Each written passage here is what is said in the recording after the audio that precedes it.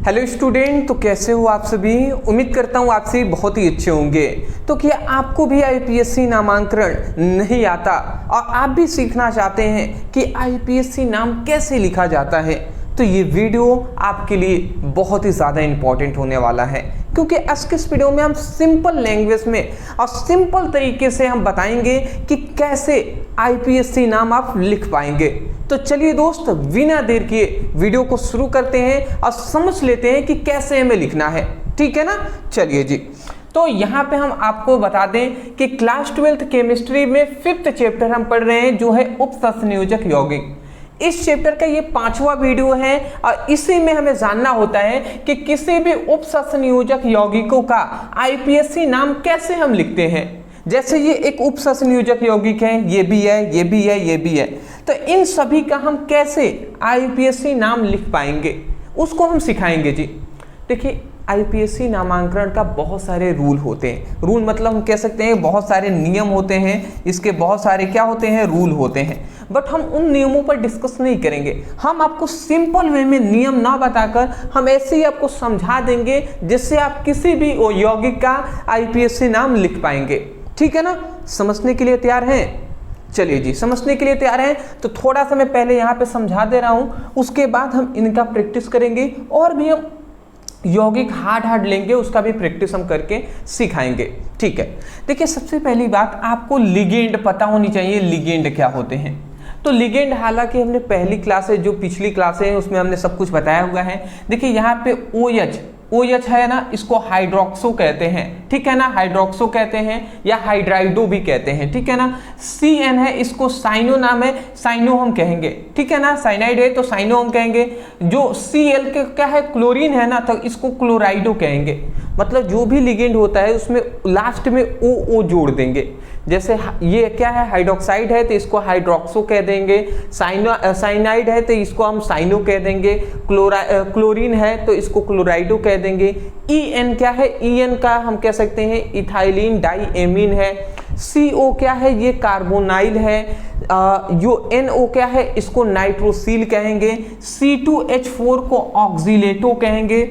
H2O को aqua कहेंगे। NH3 को एमीन कहेंगे। NO2 को नाइट्रो कहेंगे। SO4 को सल्फेटो कहेंगे। CO3 को कार्बोनेटो कहेंगे। PH3 को फास्जीन कहेंगे। ये आप नाम आपको याद कर लेना है, इसका कोई भी ट्रिक नहीं है बाबू, इसलिए मैंने साइड में लिखवा दिया है जिससे आपको आसानी हो कि आप इतना याद कर लेंगे तो आपका लगभग आईपीएससी नाम सबका कर पाएंगे। ठीक है ना, चलिए इतनी बात समझ के उसके बाद एक और चीज की हमें आवश्यकता पड़ेगा, नाम के साथ साथ इनका ऑक्सीकरण संख्या। तो ये ऑक्सीकरण संख्या याद रखना पड़ेगा।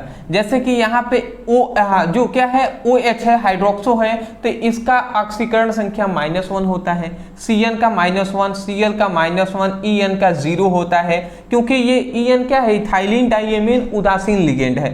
CO जो कार्बोनाइल होता है, ठीक है ना, जिस CO कार्बोनाइल, ये क्या है, कोबाल्ट है ना, बट इसको कार्बोनिल कहेंगे क्योंकि यहाँ पे लिगेंड में हमने लिया हुआ है। तो इसका 0 है जी, NO का 0 है। ये सब क्या है, ऑक्सीकरण संख्या है। तो ये सब आपको याद कर लेना है।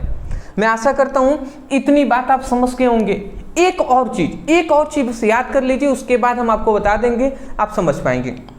एक और चीज आप जान लीजिए कि इतनी बात जानते हैं कि यदि कार्बन की संख्या 1 होता है, ठीक है ना, जैसे मतलब कार्बन की संख्या अगर 2 हो तो डाई कहेंगे, 3 हो तो क्या कहेंगे, ट्राई कहेंगे, 4 होता है तो क्या कहते हैं, टेट्रा कहते हैं, 5 होता है तो पेंटा कहते हैं, 6 होता है तो हेक्सा कहते हैं, 7 होता है तो क्या कहते हैं, हेप्टा कहते हैं। इस तरीके से आपको याद होगा। 8 होगा तो ऑक्टा कहेंगे। तो इस तरीके से आपको याद है। चलिए इतनी याद तक अगर आप समझ गए हैं तो अब हम आते हैं आईपीएससी नामांकन पर, समझिएगा। जैसे एक हम एग्जाम्पल लेकर समझाते हैं। जैसे K4 Fe और CN का होल 6 हमने यहाँ पर लिख दिया। ये एक उपसंयोजक यौगिक है। मैं आपसे कहूँ कि देखिए इसमें 2 चीज़ आपको दिखाई दे रहा होगा। एक आपको एक बड़े कोष्टक में आपको लिखा हुआ, जो हम कह सकते हैं परमाणु दिखाई दे रहे होंगे, और एक आपको बड़े कोष्टक से बाहर लिखा हुआ दिखाई दे रहा होगा। तो देखिए जो बाहर होता है ना, इसको हम कहते हैं आयनिक परिसर, या इसको आयनिक मंडल भी कहते हैं।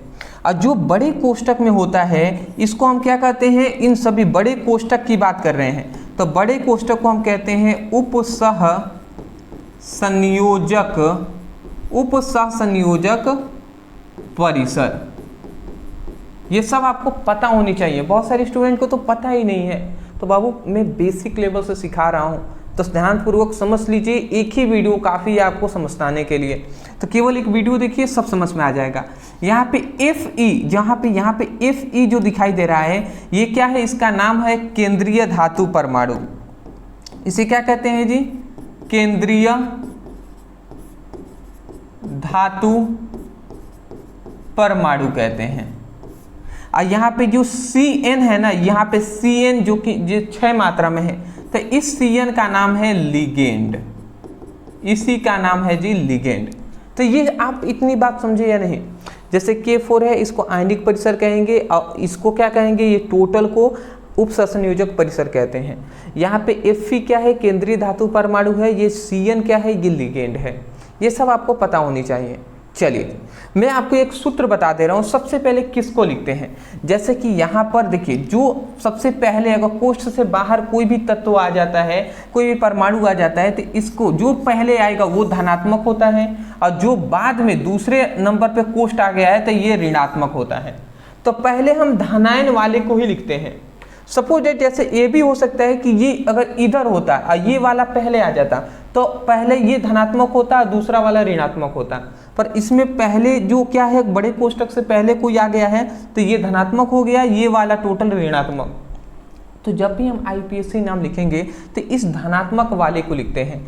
तो जैसे ये हमारा क्या है, तो इसको आयनिक परिसर कहते हैं। तो ये सूत्र याद रखेंगे, मैं यहाँ पे लिख दे रहा हूँ, आयनिक मतलब सिंपल सा कहें तो आयन का नाम हम लिखेंगे। सबसे पहले आयन का नाम लिखेंगे, उसके बाद आयन का लिखने के बाद हम यहाँ पे लिगेंड से शुरू करेंगे। यहाँ पे लिगेंड क्या है, तो देख लीजिए ये 6 मात्रा में Cn है, तो दूसरा में हम क्या लिखेंगे, दूसरे में हमारा काम होगा लिगेंडो को लिखना। और जैसे हम लिगेंड लिख देते हैं उसके बाद तीसरे में हम काम किसको लिखते हैं, नाम, ये केंद्रीय धातु परमाणु को लिखते हैं। तो ये हम लिख देते हैं केंद्रीय धातु परमाणु। और उसके बाद यहाँ पे कोष्ठ बनाते हैं, और यहाँ पे हम क्या लिखते हैं, आयन लिखते हैं, आयन। ठीक है ना।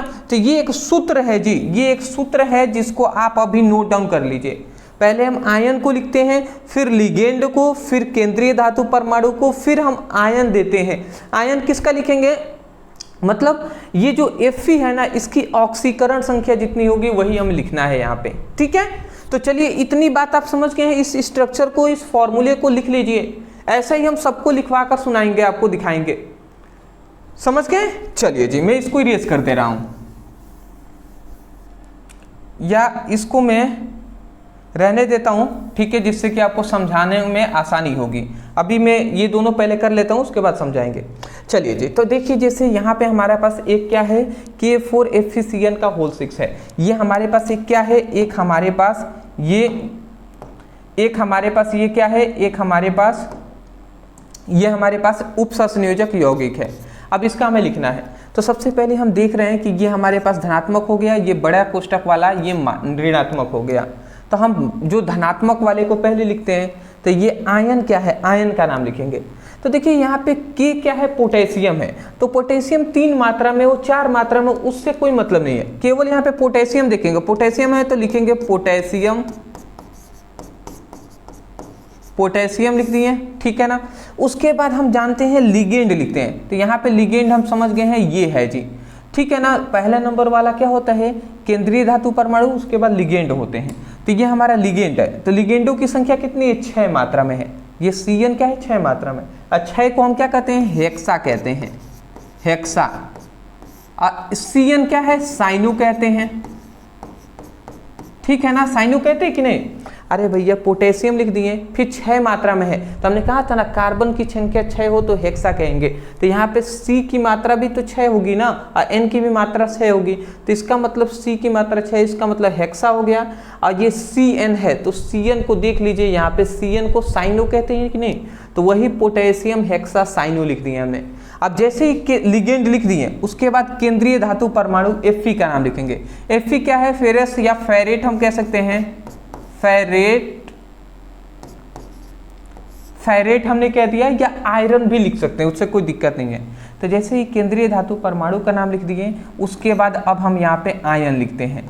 तो आयन क्या है जी? तो आयन अगर आप देख सकते हैं, आयन यहाँ पे अगर हम निकालें तो कैसे ऑक्सीकरण संख्या, इस Fe की ऑक्सीकरण संख्या में लिखना है। तो कैसे निकालते हैं, हमने इससे पहली वाली क्लास में ऑक्सीकरण संख्या निकालना सिखाया है। अगर नहीं पता तो ऑक्सीकरण संख्या निकालना सीख सकते हैं। फिलहाल मैं बता दे रहा हूँ यहाँ पे।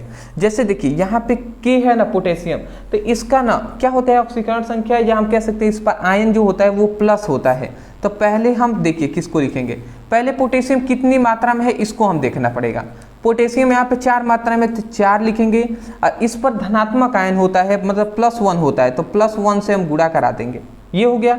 और जिसको हमें निकालना है ऑक्सीकरण संख्या उसको हम x मान लेते हैं, तो x मान लिया प्लस में, फिर प्लस हम लिखेंगे। ये Cn की संख्या कितनी है? 6 मात्रा में, तो 6 से ये Cn पर देख सकते हैं Cn का ऑक्सीकरण संख्या -1 होता है, इसीलिए -1 से गुणा करा देंगे। और इस पर कुछ नहीं तो हम 0 यहाँ पे लिख देंगे, ठीक है ना, इतनी समझ गए। चलिए 4 एकम में 4 हो जाएगा, ये x हो जाएगा, 6 एकम में -6 हो जाएगा = 0। ये बताइए 4 -6 में से 4 गया तो कितना बचेगा? तो यहाँ पे x -2 = 0 हो जाएगा, ये -2 इधर चला जाएगा तो x = +2 हो जाएगा। तो मतलब +2 आया ना, तो इसका मतलब आयन क्या हो जाएगा, इसकी ऑक्सीकरण संख्या या आयन क्या हो जाएगा? सेकेंड। और उसके बाद हम यहाँ पे लिख देंगे आयन। बताइए आपको समझ में आया या नहीं आया?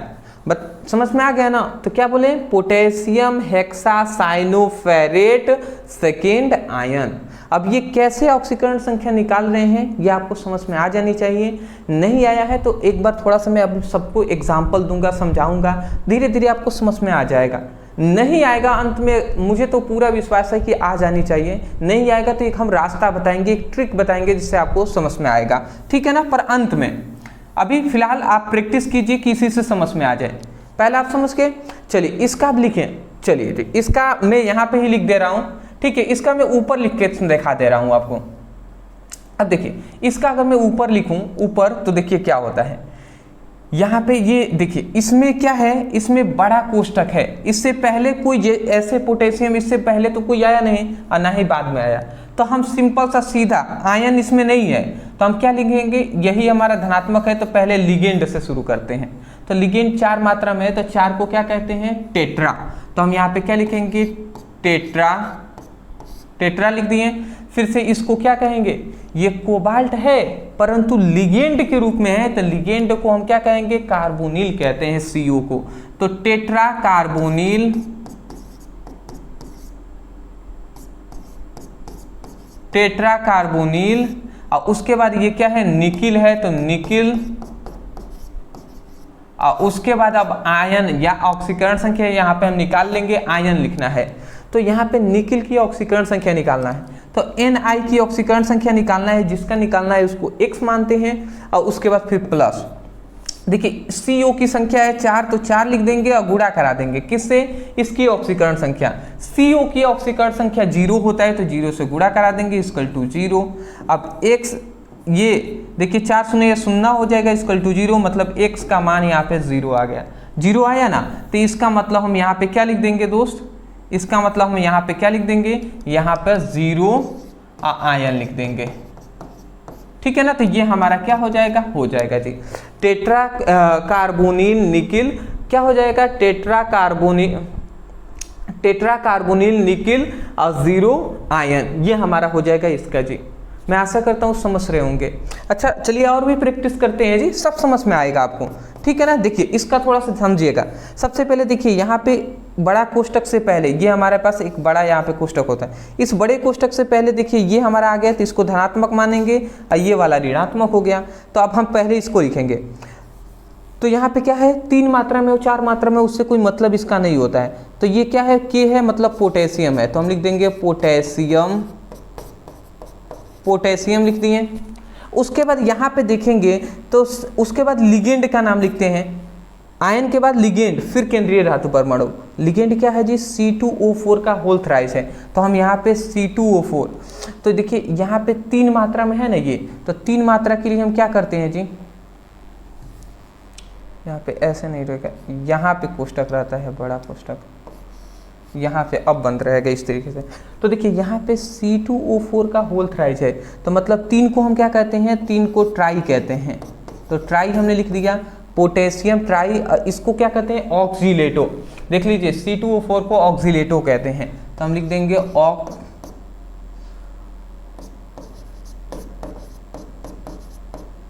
ऑक्सीलेटो। को भी इसमें जोड़ सकते हैं, चलिए मैं लिख देता हूँ।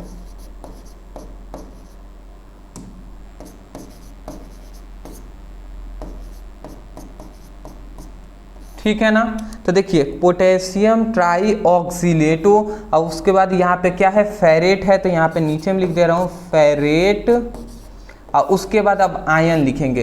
तो इस केंद्रीय धातु परमाणु का आयन निकालना है, तो कैसे निकालेंगे जी? समझ रहे हैं? देखिए सबसे पहले तो इसकी मात्रा है 3 लिख देंगे, और इसकी संख्या, पोटेशियम का +1 होता है आयन, तो ये हमने 1 से गुणा करा दिया, प्लस Fe का निकालना है तो x मान लिए, प्लस C2O4 की संख्या है 3, तो 3 अगुणे C2O4 का कितना होता है जी? -2 होता है ऑक्सीकरण संख्या, तो ये -2 लिख दिए, इक्वल टू 0। ठीक है ना, अब देखिए ये 3 हो जाएगा, 3 एकम में 3, ये x हो जाएगा, और 3 दूना 6, -6 हो जाएगा, इक्वल टू 0। -6 में से 3 चला गया, तो x - 3 इक्वल टू 0 हो जाएगा, मतलब x इक्वल टू -3 इधर चला जाएगा तो +3 हो जाएगा। तो इसका मतलब +3 आ गया ना, तो ये थर्ड, और फिर से हम आयन लिख देंगे। बताइए आपको समझ में आया या नहीं? इसी प्रकार आपको लिखना है जी, बहुत ही सिंपल है, ज़्यादा हार्ड नहीं है, आपको ज़्यादा हार्ड करना भी नहीं है, ऐसे ही नॉर्मल तरीके से हमें समझते चलना है।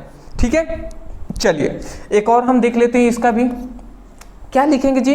तो देखिए यहाँ पे हम कहेंगे, देखिए यहाँ पे पोटेशियम है सबसे पहले, तो पोटेशियम, देखिए ये पहले आ रहे थे, ये धनात्मक हो गया, ये दूसरा नंबर पर ऋणात्मक हो जाएगा ना। ठीक है, तो देखिए यहाँ पे पोटेशियम लिख दिए, उसके बाद हम केंद्रीय धातु परमाणु पाएंगे, इसकी संख्या है 3, तो हम 3 को क्या कहेंगे? ट्राई कहते हैं, तो ट्राई। ये C2O4 को ऑक्सीलेटो कहते हैं, तो ऑक्सीलेटो, तो ऑक्सीलेटो हमने क्या दिया?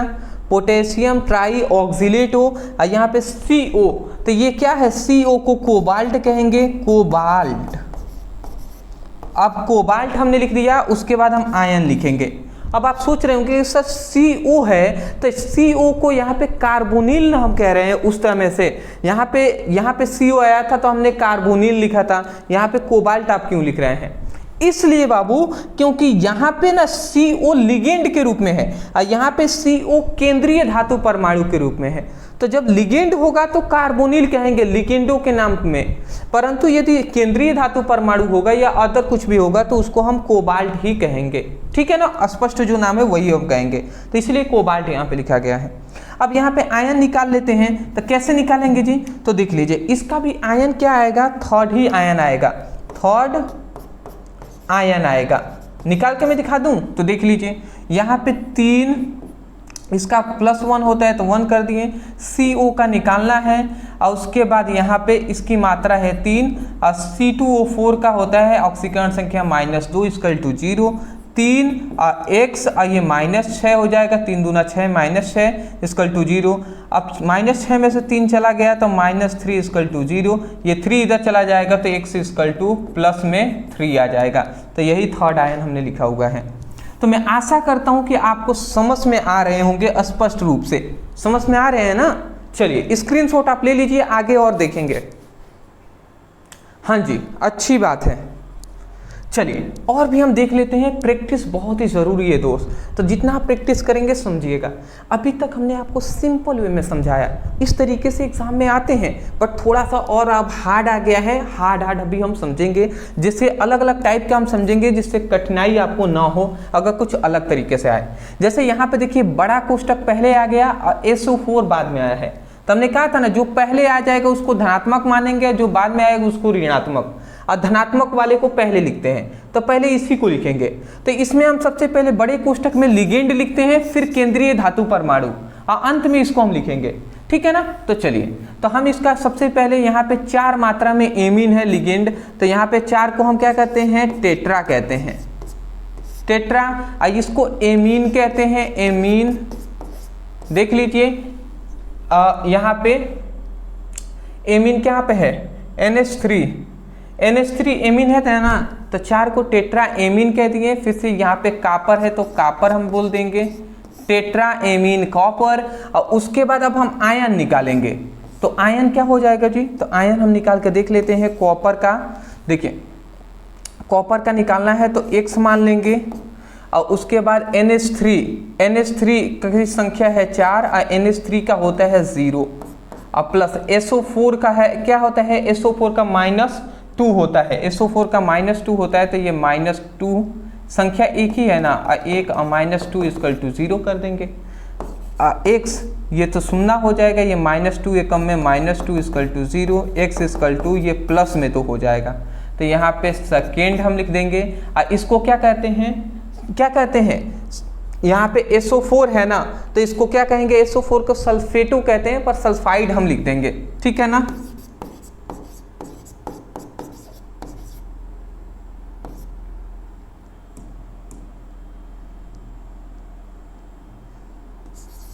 सल्फाइड, ठीक है ना। तो tetra amine copper second sulphide, sulphide इसको SO4 क्यों हमने लिखा, क्यों, इसलिए दोस्त क्योंकि ये लिगेंडो के रूप में SO4 आएगा, तब हम सल्फेटो लिखेंगे, ठीक है ना। सल्फाइड ने सल्फेट हम ओनली लिख देंगे, सल्फेट,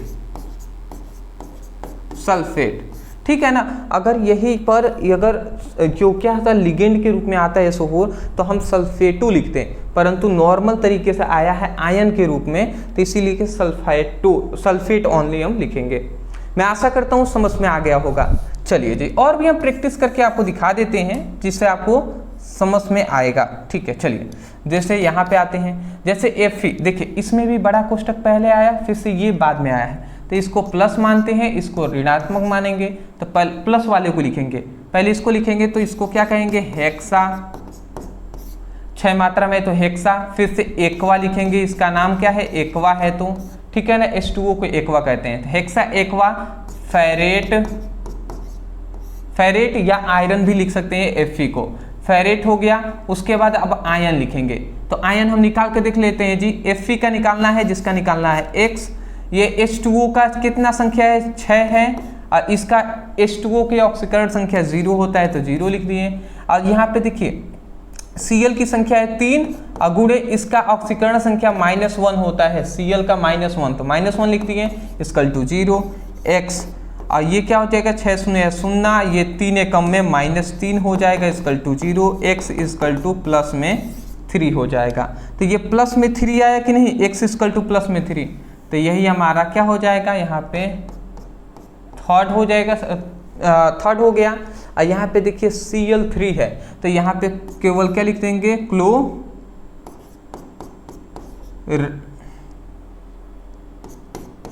क्लोरीन हम लिख देंगे, ठीक है ना। क्या लिख देंगे, क्लोरीन। यहाँ पे 3 मात्रा में क्लोरीन है, परंतु ओनली हम क्लोरीन लिखेंगे, ट्राई क्लोरीन हम नहीं लिखेंगे। क्यों, क्योंकि ये आयन के रूप में, अरे भैया इससे पहले अगर हम आते हैं आपको दिखाएं, तो देखिए Fe इधर पहले आ जा रहा था, तो 4 मात्रा में 3 मात्रा में उससे कोई मतलब नहीं, ओनली पोटेशियम लिख रहे थे। यही Fe इधर भी K4 इधर भी आ जाएगा, तब भी हम वैसे ही लिखेंगे। तो वैसे ही यहाँ पे ये Cl इधर ना आकर इधर आ गया है, तो इसको ओनली क्लोरीन हम लिख देंगे, ठीक है। चलिए, समझ गए होंगे आप। उसके बाद अगर हम आते हैं, इसको भी देख लेते हैं, तो देखिए अब इसमें ये दोनों सेम टू सेम ही था, थोड़ा बहुत अंतर था। अब देखिए इसमें फिर घुमा कर कैसे पूछता है, घुमा कर ऐसे पूछ देता है दोस्त, इस प्रकार, ठीक है ना। देख लीजिए, इस तरीके से क्वेश्चन फिर से पूछा जाता है। यहाँ पे बड़ा कोष्टक में भूल गया हूँ देना, मैं आपको बता दूं, यहाँ पे इस तरीके से था, ठीक है ना। ये बड़ा कोष्टक ऐसे ही रहेगा। और यहाँ पे देखिए, यहाँ पे ये केंद्रीय धातु परमाणु है, ये हमारा लिगेंड है, और ये बड़े कोष्टक में ही है ना, तो केंद्रीय धातु परमाणु के बाद जो भी आएंगे सब लिगेंड है, तो ये भी लिगेंड है, ये भी लिगेंड है। तो सबसे पहले हमें लिगेंडों का नाम लिखना होता है। तो लिगेंड कौन है जी, तो लिगेंड यही दोनों हैं, तो इन्हीं में से किसी का लिखना है। तो ये बताइए, ये एमीन है तो ए से शुरू होता है, और ये क्लोरीन है तो क से शुरू होता है। तो पहले जो हम हिंदी लेटर में पहले हम ए आता है ना, उसके बाद ना क आएगा जी, ठीक है ना। पहले अ आ ई पढ़ते हैं, फिर क ख ग पढ़ते हैं, तो पहले ए वाला आ गया, तो इसी वाले को एमीन जो आया है ना, इससे शुरू करेंगे।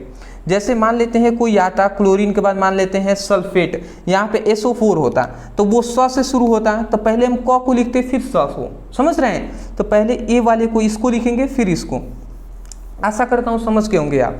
तो इसकी मात्रा कितनी है, 3 मात्रा में है, तो इसको हम लिखेंगे ट्राई लिख दिए। फिर से एमीन है तो एमीन हमने लिख दिया, ट्राई एमीन। फिर इसको लिखेंगे डाई, ये क्या है, Cl है ना, तो क्लोराइडो लिखेंगे। अब क्लोरीन नहीं लिखेंगे क्योंकि लिगेंड के रूप में ये दोनों हैं, तो इसीलिए ट्राई एमिनो डाई क्लोराइडो लिखेंगे, ठीक है ना।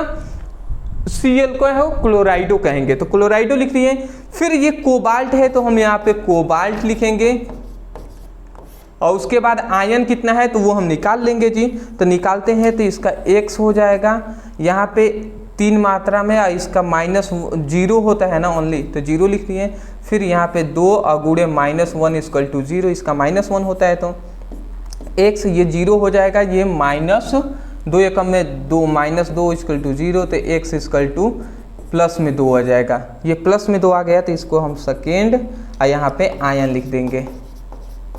आशा करता हूँ आप समझ रहे होंगे, ठीक है ना। चलिए जी, इतना आप समझ के कैसे हमने लिखा, तो इस तरीके से लिखना है। 2 अगर लिगेंड आए तो अल्फ़ाबेट अक्षर के रूप में हम लिखेंगे।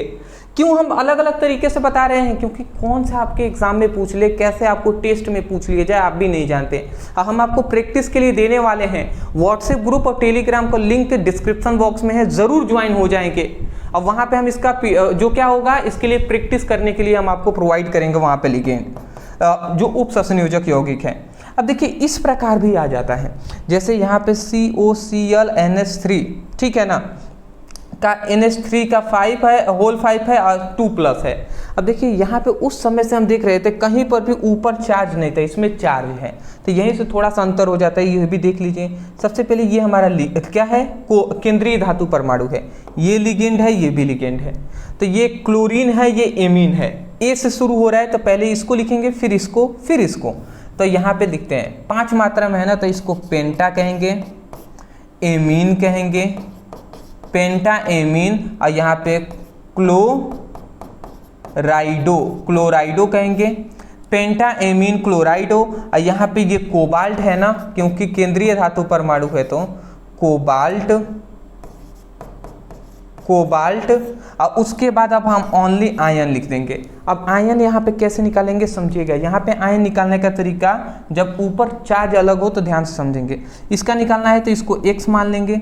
यहाँ पे Cl की मात्रा 1 ही है तो 1 गुणे, और Cl की संख्या कितनी, Cl का -1 होता है तो -1 से गुणा, प्लस यहाँ पे NH3 की संख्या कितनी है, 5 है तो 5 गुणे NH3 का क्या होता है, 0 होता है तो 0 हमने लिख दिया, =2। अब देखिए इस पर +2 है ना चार्ज, तो इसलिए हम 2 यहाँ पे लिखेंगे। उस समय से अंत में 0 लिख रहे थे, क्यों, क्योंकि उस पर किसी पर भी चार्ज नहीं था। यहाँ पे चार्ज दिखाई दे रहा है कि +2 लिखा गया है, तो इसीलिए हम यहाँ पर आगे 2 लिखेंगे। अब इसको अगर सॉल्व करें तो ये X हो जाएगा, ये 1 के कम में -1 हो जाएगा, 5 शून्य या 0 हो जाएगा, तो 0 का छोड़ देते हैं, ये 2 हो जाएगा। ये -1 उधर चला जाएगा तो ये क्या हो जाएगा, 2 + 1 हो जाएगा =3। तो ये 3 आ गया कि नहीं, तो यही हम 3 यहाँ पे थर्ड आयन लिख देंगे। आशा करता हूँ कि आपको आसानी तरीके से निकालना आ गया होगा समझ में कि कैसे हम इसको निकाल रहे हैं, ठीक है ना। तो ये है हमारा आज के इस वीडियो में, हमने आपको उप संयोजक यौगिकों का IUPAC नाम कैसे करना है हमने सिखाने का प्रयास किया है।